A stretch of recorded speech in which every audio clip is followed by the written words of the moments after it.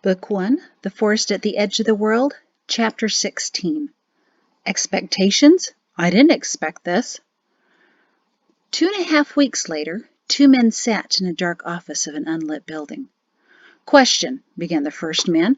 Now that the Fortin Edge is fully operational, the wolf has secured his mate, and the grass's situation finally ended with what was the description? A heart-wrenching burial? The letter from Chairman Mal to the officers expressing sorrow about the circumstances was a lovely touch, the second man nodded. The older man held up his finger. That was considerate, wasn't it? As I was saying, I believe it's now time to propose a new question. Is Shin too comfortable with his little successes in Edge? First the fort, then the woman. Seems like he needs a challenge. The second man smiled. Comfort is never a good thing. People become complacent, which would be a terrible thing for the captain. So here's a supplementary question. Does growth come from discomfort? Ah, intriguing. The first man rubbed his hands together. Growth or failure? My speculation, when faced with discomfort, he will fail, and magnificently. How could any man fulfill the expectations of a father like Ralph Shin? His partner rubbed his closely trimmed beard on his chin. Then I speculate opposite of you, since Shin always surprises you. I believe he will prove to be a most protective and even aggressive wolf to protect his new pack. The older man cocked his head. Oh, really? You don't know Shin like I do. The second man chuckled. And I don't think you know him as well as you think you do. The first man's eyebrows went up. And I think you've heard one too many stories about the great young Perrin Shin. The second man sat back, startled by his partner's adamancy. Are you sure you're not taking this a little too personally? Nico, one would surmise you're not entirely objective about... Objective? I assure you that no one has more objectivity than I do, Nico Mouse shouted. I have a point to prove to Captain Shin, so I'm setting things in motion. Perrin's going to learn about discomfort.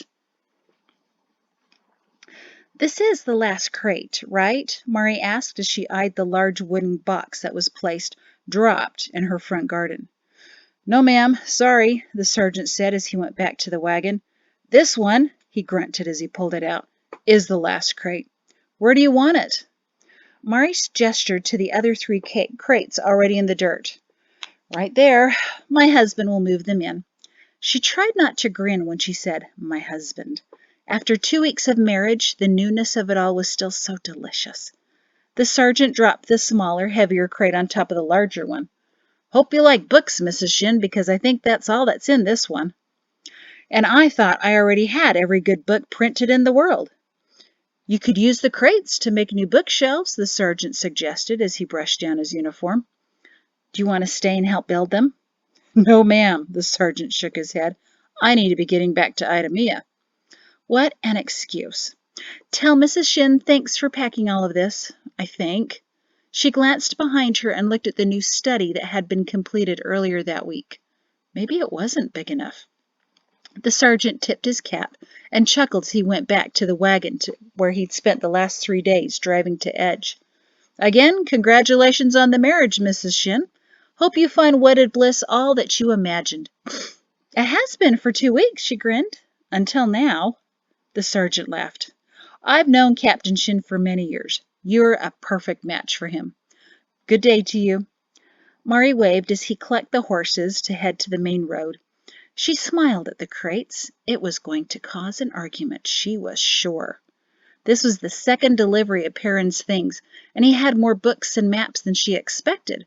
But she really didn't mind. The past 2 weeks really had been bliss. Their wedding on the 38th day of weeding was exactly what Perrin and Mari hoped it would be.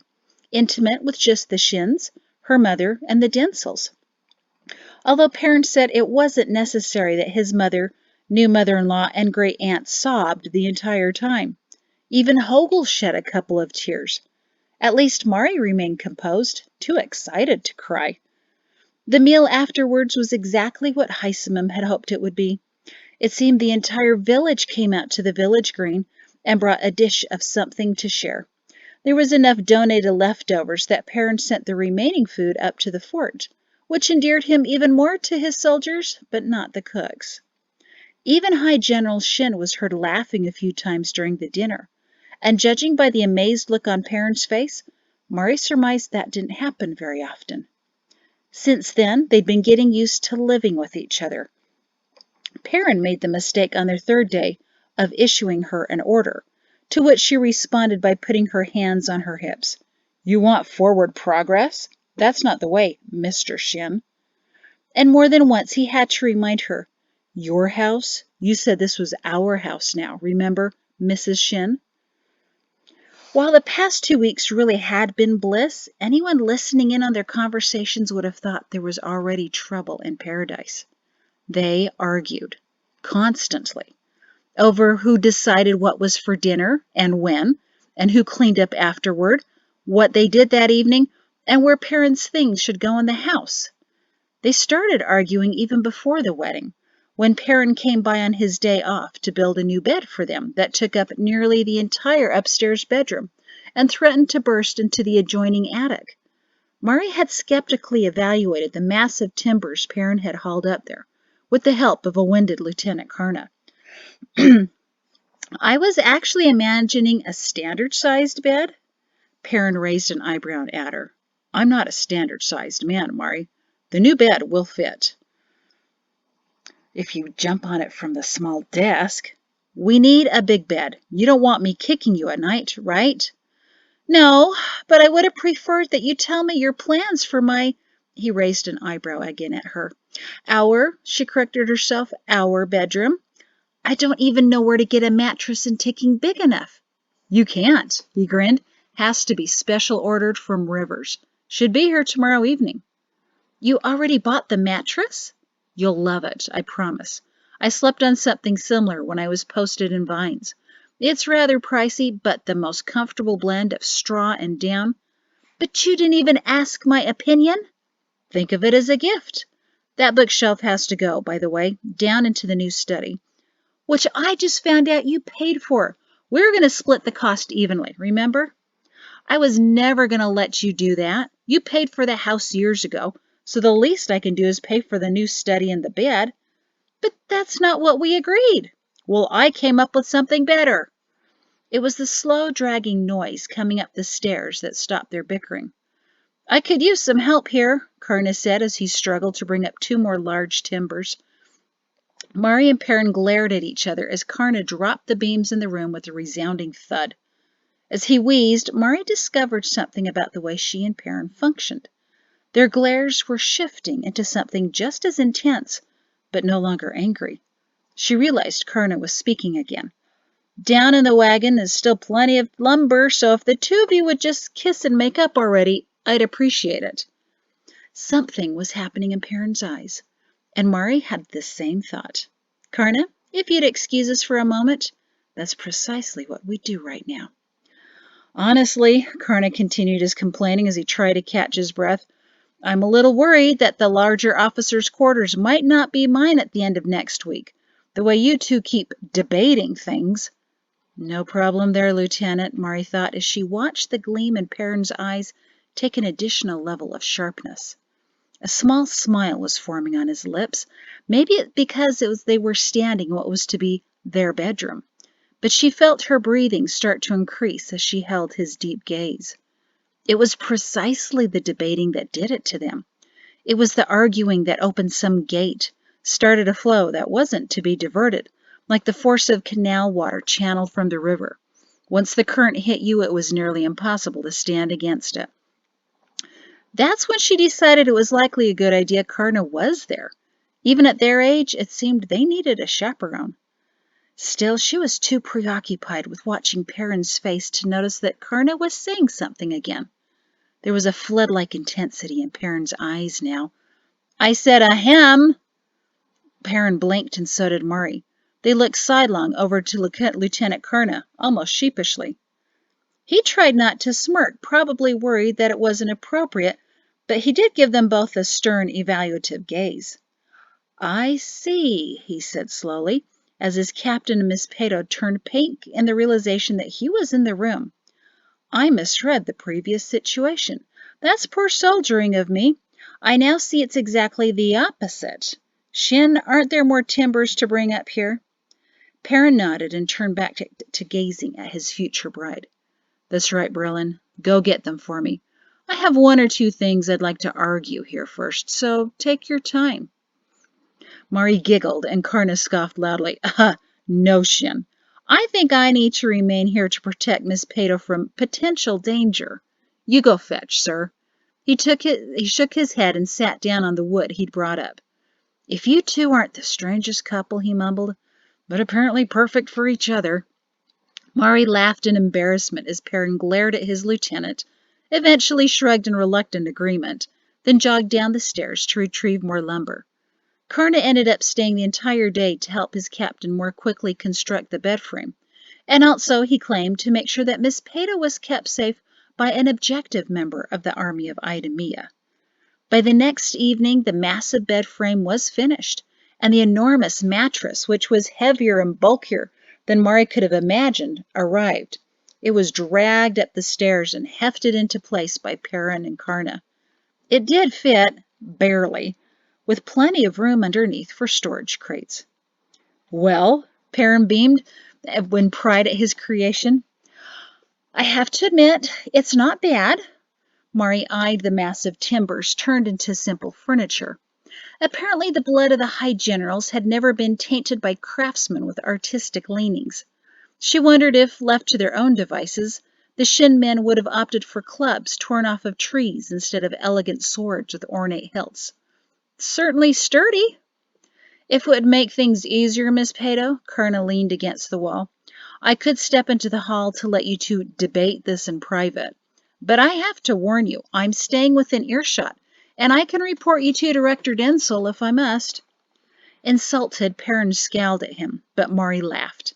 Thank you, Lieutenant. It is getting rather late, so I'll let the two of you get back to the fort now. It was quite the opposite of sleeping on the small sofa, as she had for the past few nights while the bedroom had been under construction. But once she got over the feeling of being lost on the massive mattress, she had to admit it was the most comfortable night she'd ever had. I should start keeping track of my wins against you, Perrin smiled smugly when she told him over dinner the next day that the bed was indeed adequate. It was on their wedding night that the debate began again. The evening started off promisingly when Perrin carried Mari easily up the stairs to their bedroom and set her down on the new bed. He smiled, and she giggled nervously. He removed his sword, part of the dress uniform he assured her that morning when she saw that he was wearing it for the ceremony, and stood it sheathed next to the bedroom door. Then he undid the top button at the throat of his dark blue dress uniform, while his bride, trying to give him a flirty look, apprehensively bit her lip instead. He smiled confidently at her, stepped up to the bed, and pulled out the chair from the small desk and slid it over next to the bed. Mari stared, bewildered, at the chair which now blocked the narrow passageway in their bedroom. Perrin squeezed past the chair to his new wardrobe, which was wedged into a corner, and pulled out one of his regular uniforms that he'd placed there the day before. Mari furrowed her eyebrows. This really wasn't what she thought was to be happening next. What are you doing? She asked, as he positioned his regular trousers on the chair at a precise angle. He flashed a grin that always unfocused her. Getting ready for bed, Mrs. Shin. She got up on her knees to watch him as he eyeballed the angle of the chair to the bed and shifted it slightly. And so the surprises began, she murmured. He ignored her comment as he placed his everyday boots slightly skewed at the end of the bed and checked the angles. Perrin, remember how I said you're the most perfect man in the world? Mm-hmm, he said, shaking out his jacket. Right now you're being a little odd. I know you like to have things a certain way, but he put the jacket over the back of the chair just so. You married the commander of Edge. I've trained myself that every time I undo my top button, I remember to prepare my clean uniform for my next shift. Her eyebrows went up. Trained? Did Professor Nico Mal experiment on you too as part of your animal behavior course? He only manipulated horses and dogs. never humans. Are you so sure? Perrin, you can't have the chair right there. There's absolutely no room left. He nodded once. Sure there is. I measured for the chair. And as the commander of fort, I have to be ready for anything. Each night, I place my uniform in such a way that I can be dressed and out the door within 15 seconds. You can't be serious. Perrin, it's our wedding night. Wiles is on duty. Karna's there. Your father's even at the fort. Should something happen, I seriously doubt any of them would come bother you tonight. Mrs. Shin, he said gravely, Garters don't care when someone gets married or gets injured or has other plans. They'll attack whenever they want to. If I'm needed, they'll send for me. I pledged my duty to the army before I pledged myself to you. You know that, Mari. She slumped in resignation. So the chair's going to stay there? The chair stays there, he said firmly, tonight and every night, with my uniform waiting on it. On the side of the bed I usually sleep on. He raised his eyebrows. No, that's the side I sleep on. You could sleep on the other side. I've practiced getting out of bed and getting dressed in the dark on this side. She squinted. You practice getting dressed in the dark? He folded his arms. Yes, and it will be easier for you to get used to sleeping on the other side of the bed. They stared at each other for a moment before they began to smile. Leave it to us, said Perrin, as he stepped up to the bed and took her face in his hands, to spend our wedding night debating. He kissed her. I'm done arguing, she whispered. Are you? This is my side of the bed, he whispered back. If you can accept that, we can't start arguing. Besides, you owe me one. What? Why? Our first debate? Hogel told me to win you over Edge by going easy on you. But you quit. I was to concede to win you over. She giggled. Okay, that you did. All right, as my wedding gift to you, you can have your side of the bed. See, already we've got this marriage thing figured out, he said as he pushed a lock of hair off her face.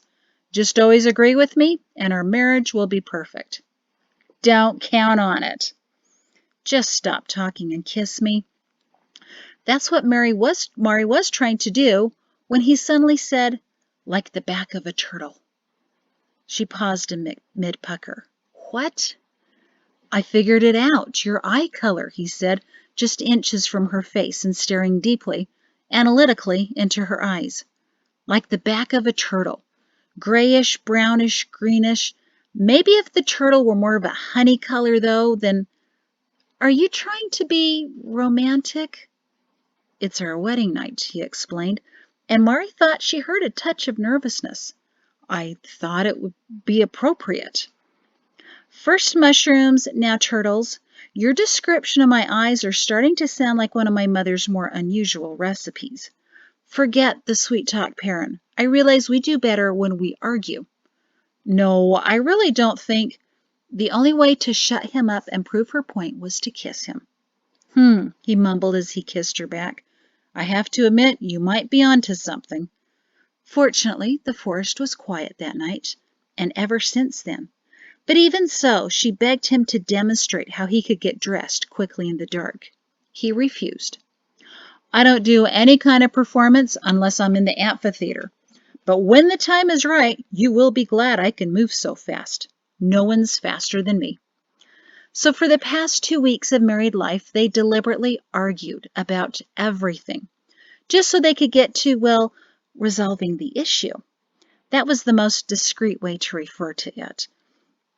As she stood staring at the crates that afternoon, she wondered how she could use them to start another debate. She got so caught up in the details of her planning that she didn't even realize she'd been daydreaming in her front yard for several minutes. When she finally came to herself, she was sure she was blushing. She glanced around to see if any neighbors could read her mind or see her reddened face, and she went back quickly into the house.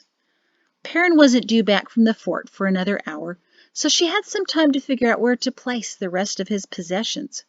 When Perrin unloaded the shipment yesterday, he hadn't realized he had so many things stored at his parents' home. Much of it he tossed into the rag bag or the kindling pile.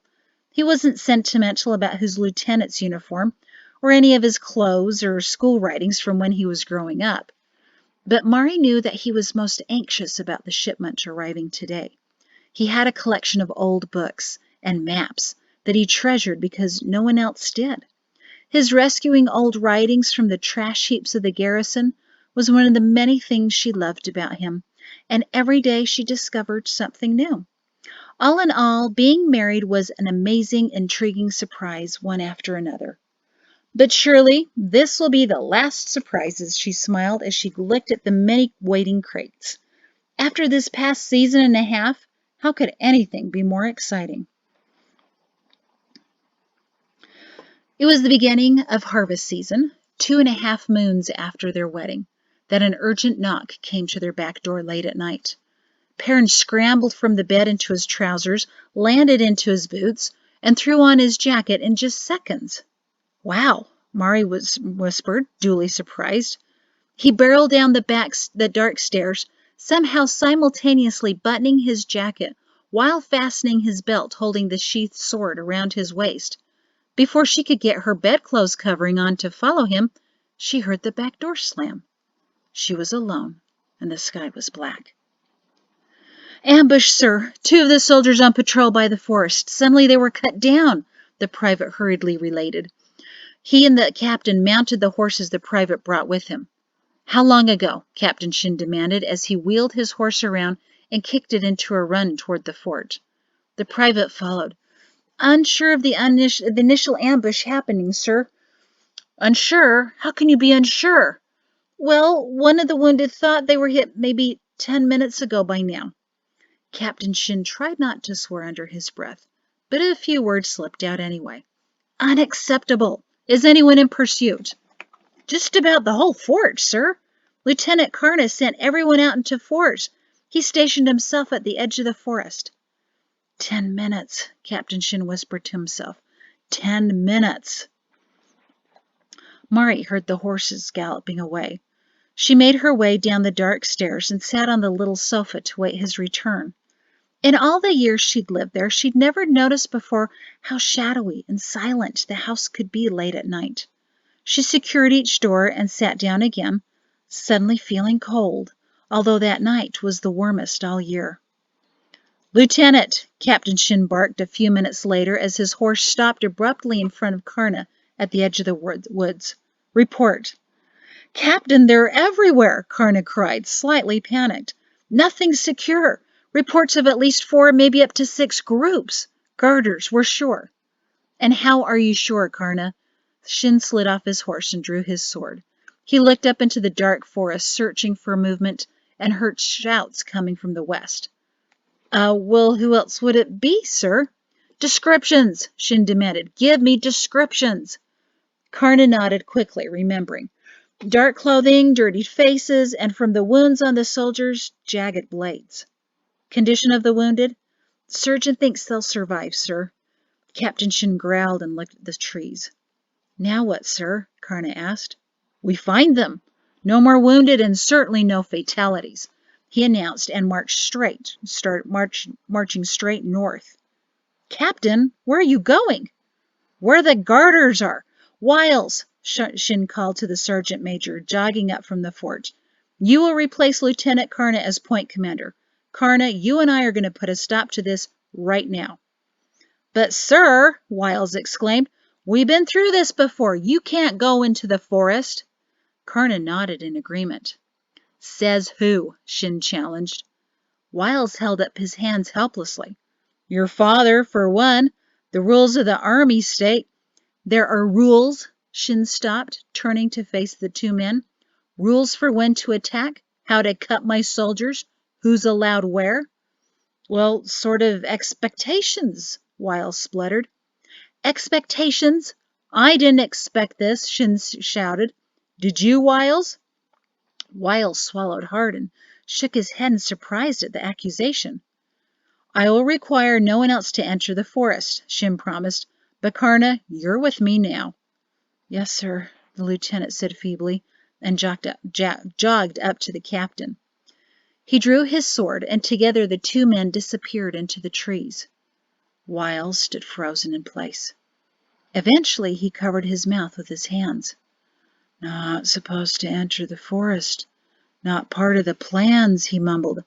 "Never drilled for that." He stared, horrified, into the darkness. An uneasy private stood loyally nearby, trembling at the shouts for help he heard coming from the west. He didn't notice that the old sergeant wasn't staring worriedly at the origin of the shouting, but at the point in the forest where the captain had gone. High in the dark trees sat two men in green and brown mottled clothing. Their eyes grew large as they saw the two uniformed officers boldly striding into the forest. Well, one strode boldly, the other one just slinked behind. The men in the trees exchanged glances, watched the captain and lieutenant slip quietly past them below, and looked at each other again. One smiled and the other nodded. It was not going to be a dull night. Mari's neck was cramped. The pain was why she opened her eyes and realized it was morning. She'd fallen asleep, sitting on the sofa, but Perrin hadn't returned. She looked around her quiet gathering room, a gnawing worry in her belly reminding her that she was still alone. Her mother-in-law had been right about her not being ready. She cleaned up in the washroom, dressed, made breakfast, ate, and tidied the house. She set the washing to soak, did some reading, and looked up and down the road frequently. School was out for a week for the early harvest, ever since the last day of weeding on the 91st, so Mari had nothing else to do but wait. It was going to be a dull day. That's the end of the chapter. Dun dun dun. See, it's a little suspenseful there. Thank you.